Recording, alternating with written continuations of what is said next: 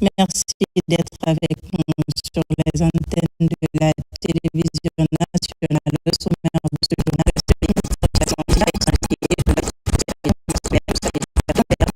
dont nous avons pris fin en 2021.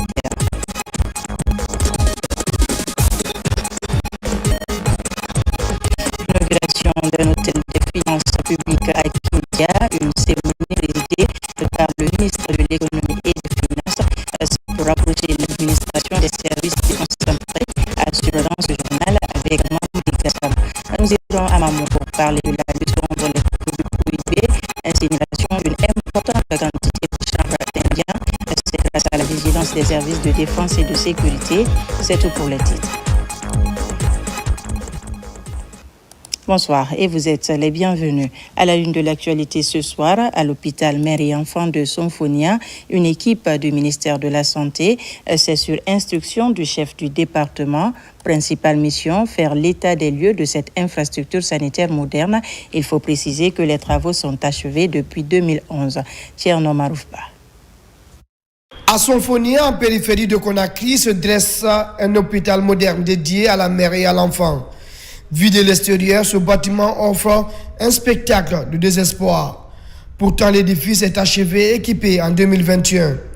Derrière cette image se cache une autre réalité. À l'intérieur, le visiteur découvre la qualité des installations, fruit de la coopération maroco-guinéenne à travers la fondation Mohamed V. Cet hôpital moderne, spécialisé pour le traitement de la mère et de l'enfant, vise la réduction de la mortalité maternelle et infantile. Avant la mise en service de l'édifice, une mission du ministère de la Santé et de l'Hygiène publique est sur les lieux. Tout est là, mais il est nécessaire de faire une certaine retouche extérieure. À l'intérieur, tout est bon, presque tout est bon. Mais à l'extérieur, on a besoin de faire un certain nombre d'aménagements pour que l'hôpital soit vraiment opérationnel. Dans cet hôpital, on retrouve plusieurs services pour des soins de qualité dédiés à la mère et à l'enfant. Avec ses 4 blocs opératoires, on compte près de 100 lits, un laboratoire moderne, un scanner de 64 barrettes, des salles d'accouchement modernes, une conduite d'oxygène médical et une salle pour les enfants prématurés. L'infrastructure dispose des équipements modernes adaptés pour la prise en charge des grossesses à risque et la formation du personnel soignant. C'est un hôpital moderne, digne de nom, et les équipements aussi sont de bonne qualité, les mobiliers sont de bonne qualité. Et je crois que la vision de M. le ministre et à travers le président de la République, cet hôpital répond à un hôpital moderne et aussi qui va faire vraiment un réceptacle pour traiter les mères, traiter les enfants et les bébés et qui sont vraiment le capital pour le développement de la Guinée. La visite de l'hôpital Mère et Enfants de Somphonia par cette mission vise à explorer des sites devant recevoir les services du CHU Niastine qui doit évacuer pour sa reconstruction, l'extension et la modernisation après celui de Donka. Signature d'un partenariat entre l'hôpital national d'Onka et des universités locales. L'objectif est de transmettre les valeurs du CHU afin de développer les compétences des futurs professionnels en médecine. Il s'agit également de les préparer à servir efficacement selon les standards internationaux partout dans le pays. Plus de détails avec Tierno Ousmane Diallo. Après avoir expérimenté avec succès un nouveau style de gestion hospitalier, le CHU d'Onka entame une phase d'ouverture pour impacter plus grandement le système de santé en offrant des opportunités de formation pratique aux étudiants dans un cadre repensé. La signature d'un partenariat avec les universités Roi Mohamed VI et Nelson Mandela s'inscrit dans cette approche de développement d'une nouvelle dynamique de coopération avec les établissements qui forment des médecins et infirmiers. Nous ne pouvons que nous réjouir de la qualité de la gestion actuelle de l'hôpital national d'Onka, vu la nouvelle dynamique qu'ils ont introduite au sein de l'hôpital. Ça pourra contenir nos apprenants pour qu'ils puissent s'adapter sur le marché en vue d'être plus compétitifs. Un sentiment de joie, mais aussi de fierté pour nous, pour avoir bénéficié de la confiance de l'administration du CHU de Donka et par rapport à la signature de ce constat. Grâce aux réformes entreprises et au transfert de compétences en cours avec les grands hôpitaux européens et nord-américains, les différents étudiants qui seront reçus bénéficieront d'un encadrement destiné à faire d'eux des acteurs de santé modèles travaillant selon les normes internationales. L'hôpital national d'Onka, elle est très volontaire à une formation de qualité de nos professionnels de santé, nos paramédicaux. Pourquoi? Parce que ce sera les paramédicaux de demain qui prendront en charge et qui donneront des soins à la population. Donc, pour nous, ils doivent maintenir un niveau de qualité selon des normes internationales que nous offrons ici à l'hôpital national d'Onka. Avant ce partenariat avec les universités privées, le CHU d'Onka avait signé un partenariat avec l'université de Conakry, affichant une volonté de contribuer durablement à la formation et à la recherche dans le domaine de la médecine et des soins infirmiers.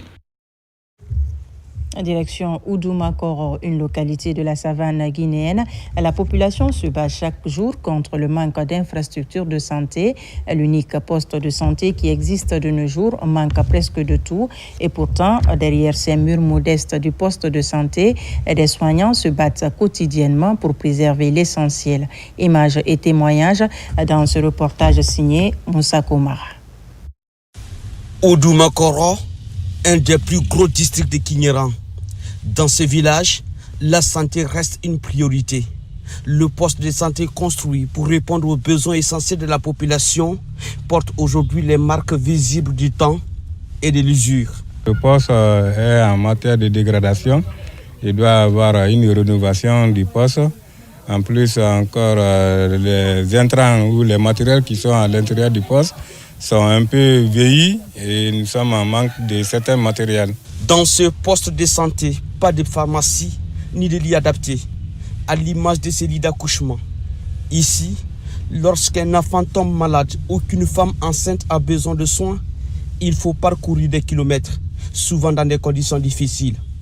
Un trajet parfois périlleux qui peut faire toute la différence entre espoir et l'urgence. Notre village est trop grand pour avoir un seul poste de santé. Nous souffrons ici. Pas de médecins qualifiés, ni de médicaments, ni de sages-femmes. Regardez vous-même le poste. Aidez-nous. Ce seul et unique centre de santé sous-équipé a été construit par cet homme en 2012. Pas natif de Oudoumakoro, mais son histoire avec le village remonte à 1975, alors envoyé comme membre de la brigade motorisée agricole. À cette date-là, aucune structure de santé n'existait dans le village qui ne comptait que 350 habitants contre 6 000 aujourd'hui. Je me rappelle lorsqu'on est venu au village, la première des choses, dès qu'on a déposé un bagage, le monsieur chez qui je logeais, qui s'occupait, un ancien combattant, qui s'occupait un peu des soins, m'a dit « Ah docteur, ça tombe bien, vous venez arriver, voici 2 jours, il y a une femme ici qui est en travail et qui n'arrive pas à accoucher. » À l'époque, ils n'avaient pas où les amener. Je vous dis, nous-mêmes, en venant ici, on a mis toute une journée. Et les évacuer, le centre de santé le plus proche, c'était impossible. Alors, je me suis dit, bon, écoutez, on va la voir. On est allé voir cette dame-là. Heureusement, j'ai pu faire accoucher cette dame-là. Les villageois, ils n'en revenaient pas. Donc ça a été bien accueilli. Et du coup, moi, on m'a d'ailleurs désolidarisé complètement des travaux champêtres en disant le docteur, on va faire pour lui ce que lui doit faire sur le terrain, on va le faire pourvu qu'il soigne. Donc ils m'ont installé, j'ai commencé tout de suite à soigner la population. À Oudoumakoro, redonner vie à ce poste de santé ou construire un centre de santé plus amélioré, c'est offrir à toute une communauté un avenir plus serein. Dans l'actualité également, pour la première fois, la Guinée accueille 2 figures majeures du cinéma mondial. Il s'agit de Jonathan Meyers et Megan Good Meyers. Cette visite officielle marque un tournant.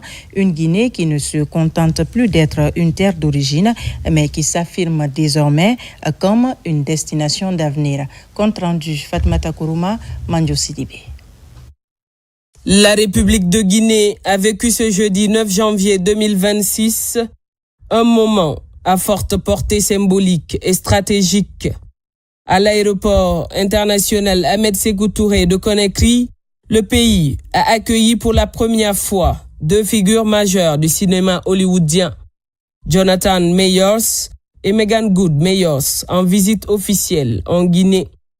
Une initiative portée par le ministère de la Culture et de l'Artisanat en partenariat avec CBC Worldwide Communication qui s'inscrit dans une dynamique assumée de diplomatie culturelle et de repositionnement de l'image de la Guinée sur la scène internationale.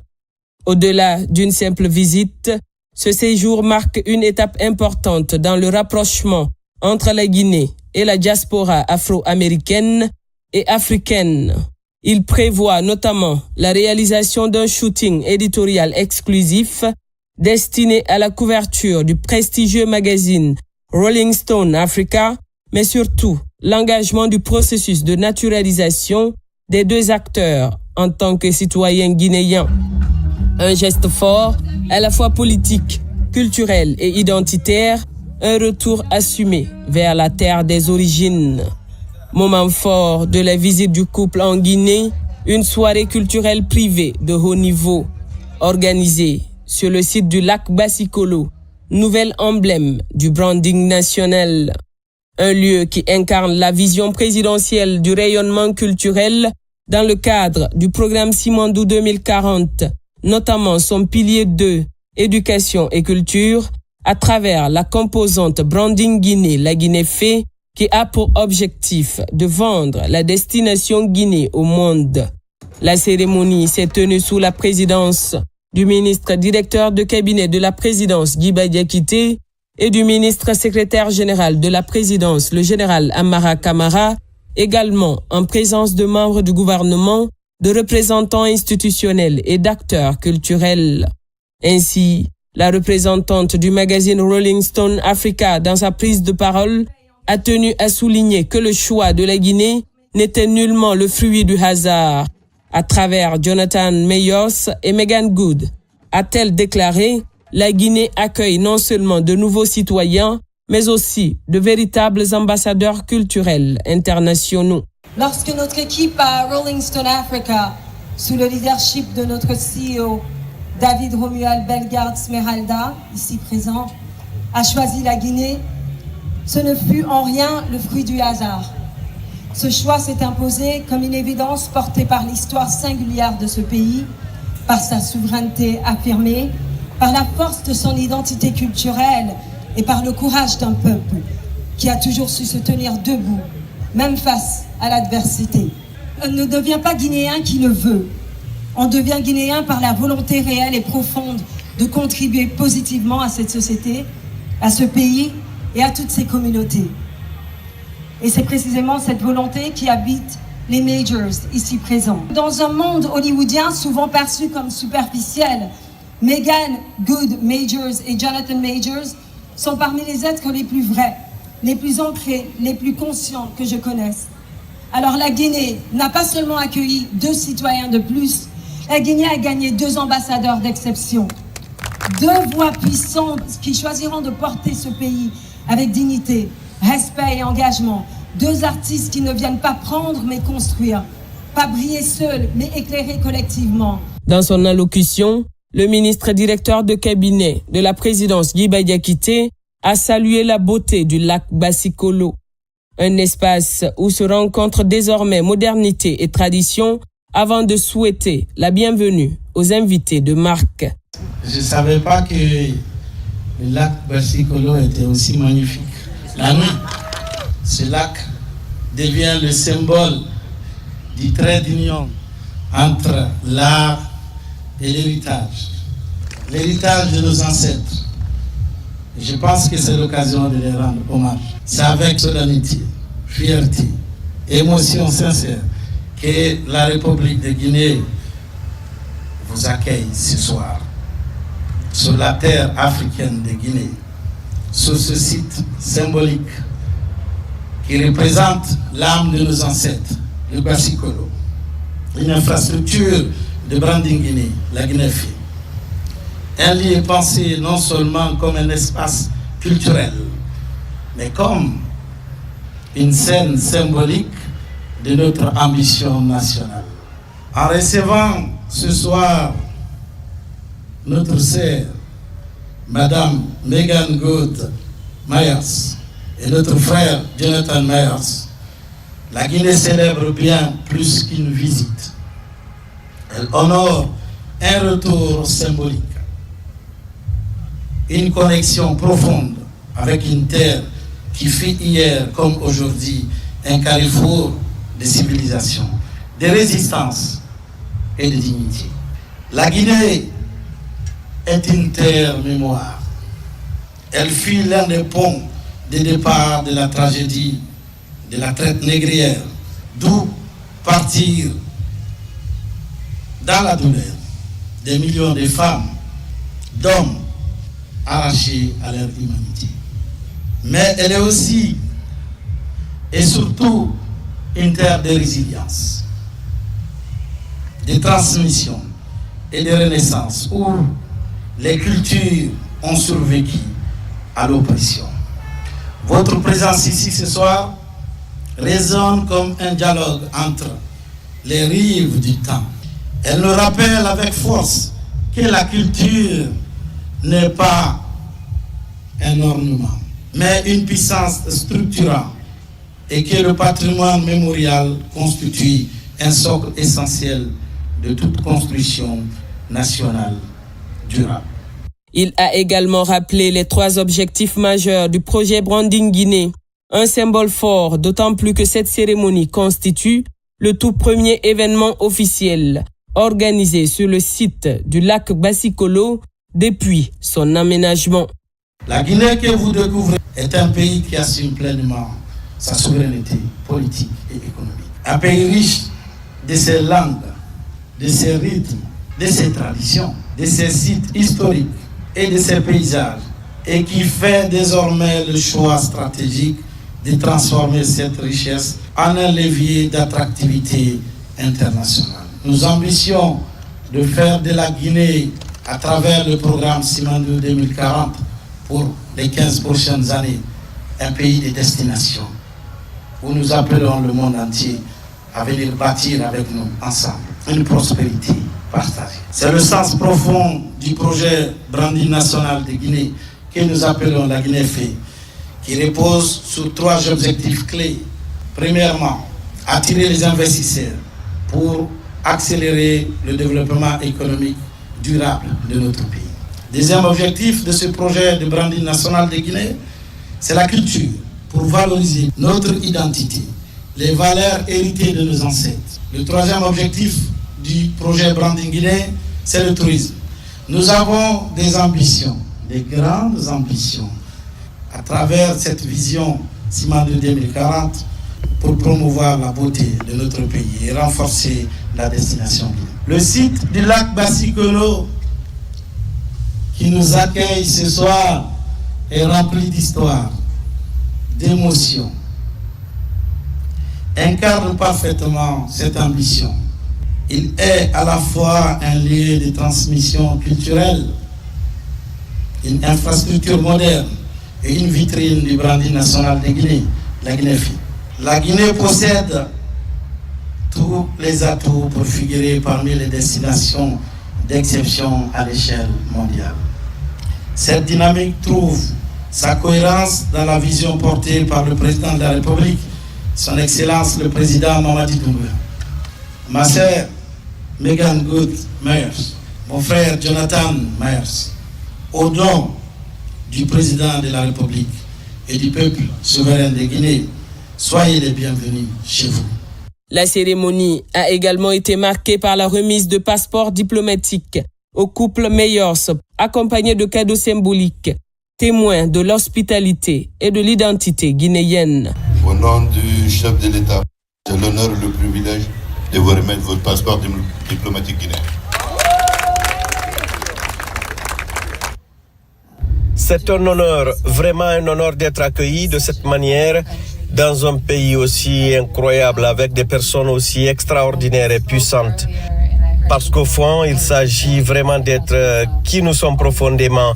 Il s'agit de partager nos histoires, de nous voir les uns les autres, de nous aimer, de nous renforcer mutuellement, de nous élever les uns les autres et d'être pleinement authentiques dans notre culture et dans ce que nous sommes à travers toute la diaspora africaine. Avoir l'opportunité de pouvoir faire cela, de pouvoir élever les autres, comme l'a dit Gwen, de donner mais aussi de recevoir énormément en retour est quelque chose de précieux.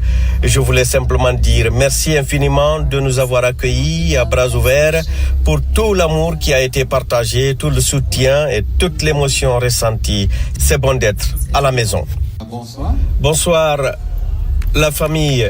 C'est vraiment ce mot qui a commencé à résonner dans ma tête et dans mes tripes pendant que nous écoutions le discours de Gwen. C'était tellement touchant.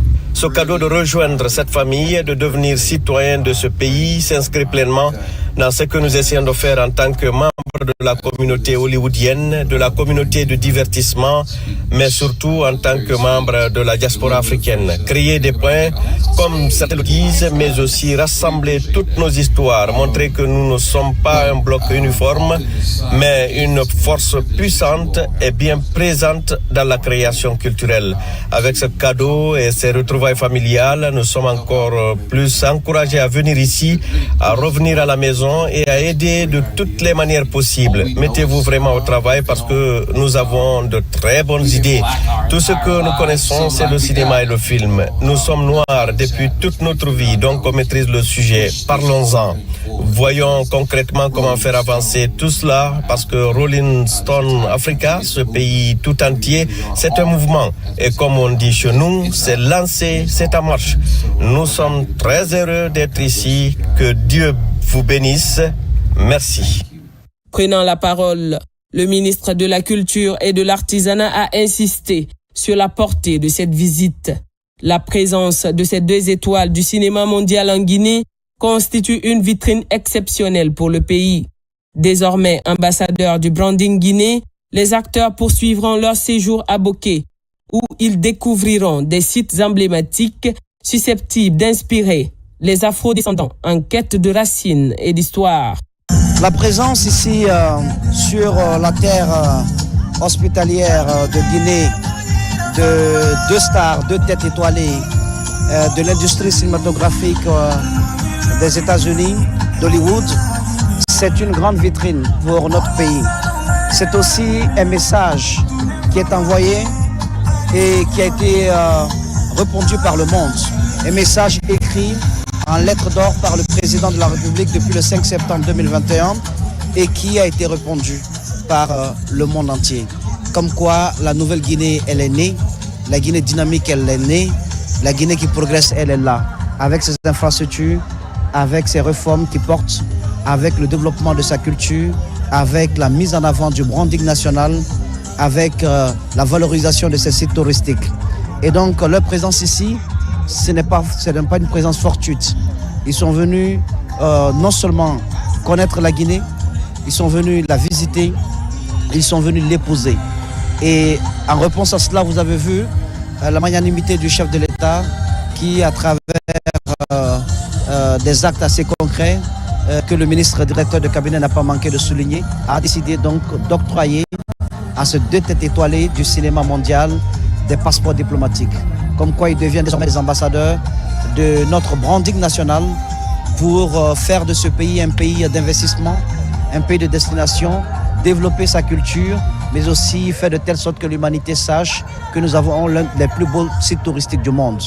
Et tout cela contribue aussi au niveau du ministère de la Culture à faire de ces 2 têtes étoilées des ambassadeurs du cinéma guinéen. Et tout ça permettra d'enrichir nos jeunes cinéastes, de renforcer leurs capacités et de créer des ponts avec tout le réseau que l'on connaît. Et c'est le bien fondé de leur présence ici. Ils vont visiter les îles de Los, ils vont voir les plus beaux sites. Et cela peut amener à la délocalisation de certains grands films qui ont des budgets colossaux, qu'ils tournent aux États-Unis. Nous pouvons accueillir des séquences de ces grands films sur le territoire guinéen. Ça fait des emplois pour certains agents du cinéma Ça fait également de l'argent pour les communautés qui vivent autour de ces sites, qui vont abriter donc ces tournées de prise de vue, de plans de tournage de films. Ça permettra également à la Guinée d'être vendue un peu partout parce que ce sont des films qui refoulent du monde dans les salles de cinéma.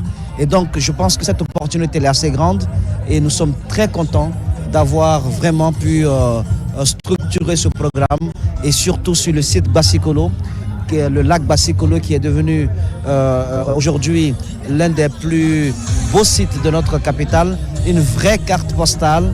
Nous devons aller avec nos invités à Boké pour qu'ils puissent découvrir la Guinée, le tronçon, la route des esclaves. Comme quoi nous avons aussi ce passé douloureux qui n'est pas un refuge pour nous, mais qui est plutôt un lieu où nous prenons l'énergie nécessaire pour bien penser notre présent et bien nous projeter dans le futur. Donc ils vont aller voir la route de l'esclave du côté de Boké. On leur parlera du patrimoine mémoriel de notre pays.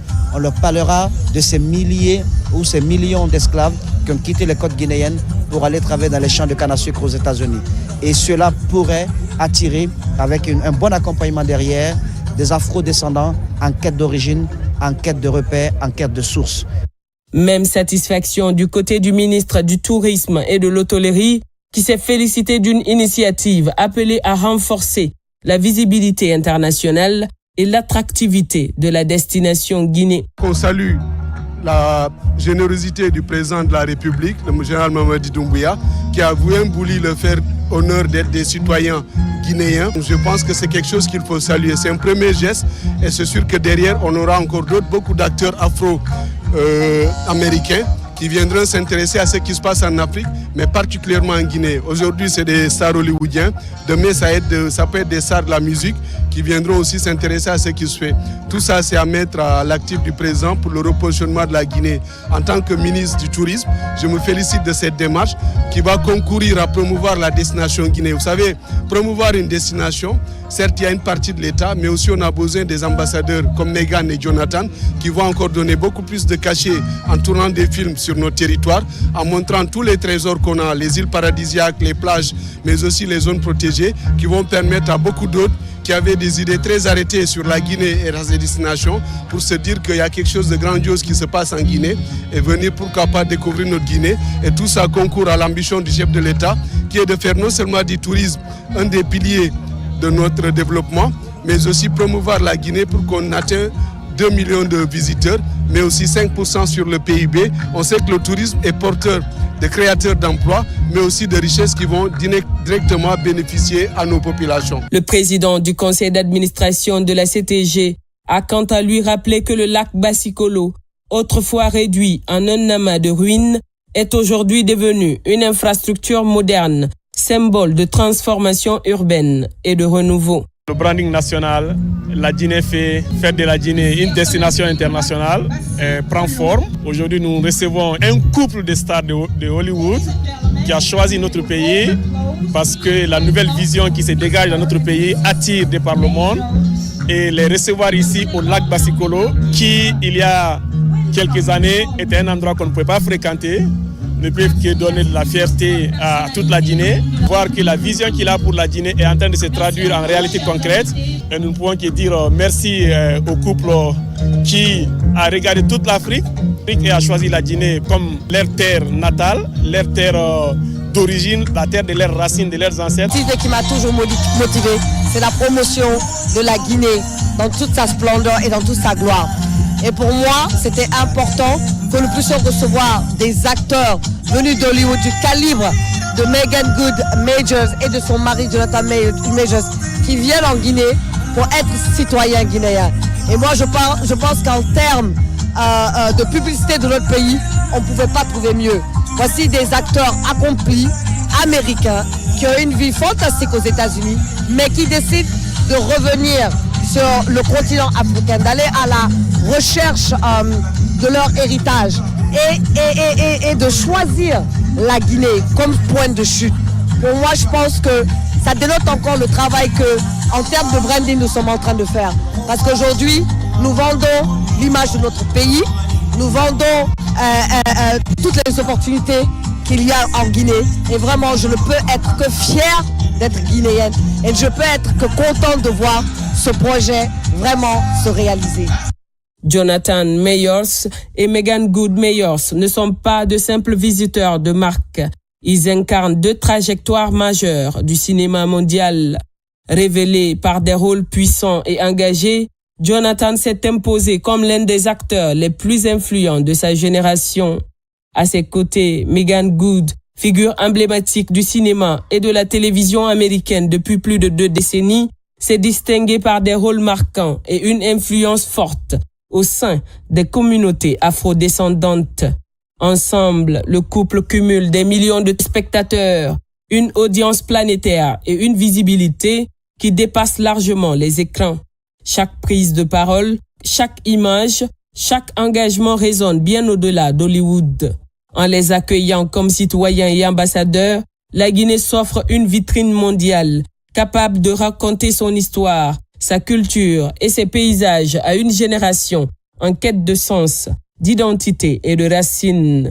À travers leurs voix, leurs images et leur influence, la Guinée s'invite désormais dans les imaginaires du monde et affirme avec assurance qu'elle n'est plus seulement une terre d'origine, mais une destination d'avenir. Et cette bonne nouvelle qui nous vient de Kindia, la région est désormais dotée d'un hôtel des finances. L'infrastructure a été inaugurée par le ministre de l'économie et des finances. La démarche vise à rapprocher l'administration des services déconcentrés et renforcer la mobilisation des ressources dans cette région stratégique du pays. Reportage de Mamadi Gassama. Après avoir reçu les honneurs dus à leur rang, place à l'inauguration de l'hôtel des finances de la région de Kindia, situé dans le secteur Sabouya sous-préfecture de Frigiagbé. Ces joyaux architectural qui attirent l'attention des passants le long de la route nationale numéro 1 se veut un bâtiment moderne, conforme aux normes d'une administration contemporaine. Ce projet comporte 2 grands bâtiments. Nous avons le bloc administratif qui est un bâtiment du type R+2. Ce bloc administratif comporte à son sein 30 bureaux, 3 grandes salles de conférence et 24 cabines de toilettes. C'est cet édifice qui est derrière nous. Aussi, nous avons le logement du trésorier. Financé par le budget national de développement, l'ouvrage accueille désormais les principaux services économiques et financiers de la région, avec pour mission d'optimiser la gestion et la mobilisation des ressources publiques. Cet édifice multidimensionnel va accroître l'efficacité et renforcer la fluidité des services financiers, optimisant le traitement et le suivi des dossiers financiers. Ce projet s'inscrit dans une vision gouvernementale, celle de moderniser l'écosystème architectural dans nos régions, bâti sur une économie plus performante et plus dynamique. C'est en ligne droite de la vision politique et traduite en vision de politique publique de M. le Président dans la vision Simandou 2040 et qui fait la joint venture entre infrastructure et axe 4 qui dit économie, finance et gouvernance dans la globalité. Kindia n'est pas un cas isolé. Les hôtels des finances ont été construits dans chacune des 8 régions administratives du pays afin d'offrir un cadre de travail plus adapté aux agents des services publics au niveau déconcentré. Je vous l'annonçais également dans les titres à Mamou, les autorités locales, les services de défense et de sécurité ainsi que les autorités judiciaires ont procédé ce matin à l'incinération de 1200 kg de chanvre indien et 450 cartons de produits pharmaceutiques hors normes. Cette opération a été rendue possible lors d'une patrouille mixte dans certaines localités situées à la frontière entre la Guinée et les pays voisins.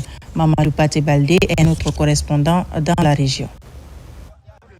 Depuis quelques mois, les services de sécurité et de défense ont déclenché une vaste opération de démantèlement des réseaux de bandits de grand chemin et leurs complices et des vendeurs et consommateurs de drogue et de stupéfiants dans la région.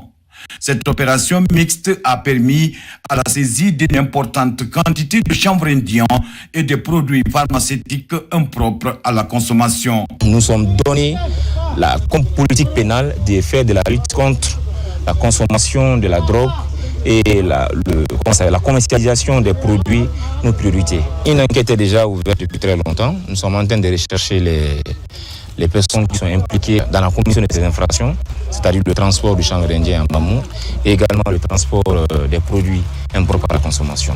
En provenance de certaines localités situées à la frontière entre la Guinée et certains pays voisins, ces 1200 kg de chanvre indien et ces 450 cartons de produits pharmaceutiques hors normes ont été saisis pendant qu'ils étaient prêts à être livrés aux vendeurs et aux consommateurs. À la population, c'est vraiment continuer à aller acheter les médicaments dans les structures de santé, dans les pharmacies agréées. Le marché n'est pas fait pour les médicaments.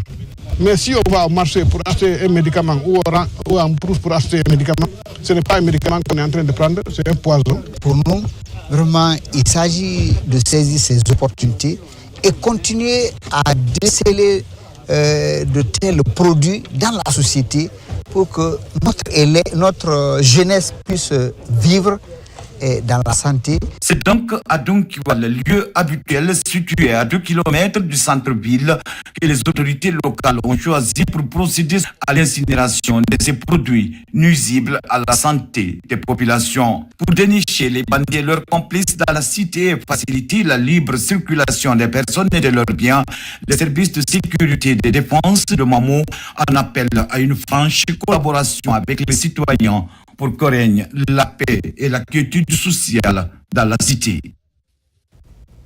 Et pour terminer, c'est parti pour la foire d'exposition des produits asiatiques à Conakry, une première édition qui ouvre des opportunités d'affaires commerciales entre la Guinée et les pays du continent asiatique. De nouveaux produits sont disponibles sur place pour le bonheur des citoyens qui sillonnent les différents stands. Nabila Moussa Kamara a fait un tour au Palais du Peuple. Suivez son reportage. Cette première édition met en valeur une gamme de produits et divers articles asiatiques ici au Palais du Peuple. À cette occasion, de nombreux citoyens se sont déplacés pour se procurer des nouveaux produits de qualité venus du continent asiatique. J'invitais toutes les gens de Conakry, même de Guinée, pour arriver à profiter ici. Il y a de bonnes choses, il y a de nouvelles choses. Ici, on fait si tu achètes les textures chez nous, on fait la couture de gratuite. Ça, c'est la promotion de la foire. Le prix même, c'est abordable. Il y a aussi, on fait beaucoup de choses, beaucoup de nouvelles choses et qualité. La foire d'exposition des produits asiatiques à Conakry constitue également une plateforme d'échange économique renforçant les liens de coopération entre la Guinée et les pays du continent asiatique. À travers cette foire, une perspective de développement mutuel est en vue. Ils ont suivi les démarches auprès du ministère du Commerce. Ils ont eu des autorisations il y a plusieurs mois. Finalement, ils sont là avec des produits authentiques de chez eux parce que c'est des échanges commerciaux. C'est à la fois eux chez nous et nous aussi chez eux. Donc, c'est des partenaires syriens installés en Turquie généralement qui sont venus ici pour cette exposition. Nous leur souhaitons bonne chance et nous espérons qu'ils vont beaucoup commercer, beaucoup vendre à Conakry pour leur pousser à venir faire la deuxième édition l'année prochaine. Oui, l'impression est bonne. Je suis venue et j'ai trouvé qu'il expose des jolies choses. Et moi, j'ai profité à l'occasion à acheter quelques articles qui me plaisent et que je trouve que oui, c'est très bien pour moi. Avec l'implication du ministère du Commerce, la foire d'exposition des produits asiatiques à Conakry se poursuit avec la disponibilité de nouveaux produits. Les initiateurs comptent faire de cet événement un moyen de renforcer la coopération commerciale entre l'Asie et le reste du monde. Voilà qui m'a fait à ce journal. Merci de nous avoir reçus chez vous. L'actualité se poursuit sur notre site le www.rtgguinée.info. Je vous dis à très vite pour d'autres informations de la Guinée, notre paradis, terre de richesse et d'innovation.